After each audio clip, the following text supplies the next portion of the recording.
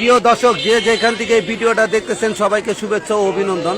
একটা জিনিস দেখেন, এই মহিলা একটা বাচ্চা, একটা ছেলে, একটা মেয়ে, একটা ছেলেকে রেখে রাজমিস্ত্রির সাথে পরকীয়া করতে গিয়ে গ্রামের লোকজনের হাতে যখন ধরা খায়, তখন গ্রামের লোকজন আইন অনুযায়ী তাকে অর্ধেক চাপা মাটি দিয়ে তাকে পাথর মারা হবে। গ্রামের আইন এটা। ওনাদের চাঁদপুরের ঘটনা, এই ঘটনাটা দর্শক চাঁদপুরে হয়েছে।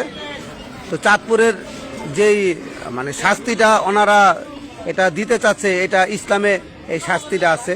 তো দর্শক, এই ভিডিওটা দেখে প্রতিটা মানুষের শিক্ষা নেওয়া উচিত। পরকীয়া কাজ কখনো করা ভালো না। পরকীয়া কখনো মানুষের সংসারে শান্তি এনে দেয় না, বরঞ্চ সংসার ধ্বংস করে দেয়।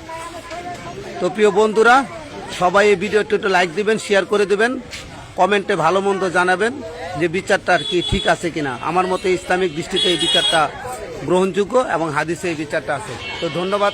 আমি সাংবাদিক আব্দুর রহিম আপনাদের কাছে বিদায় নিচ্ছি। আসসালামু আলাইকুম।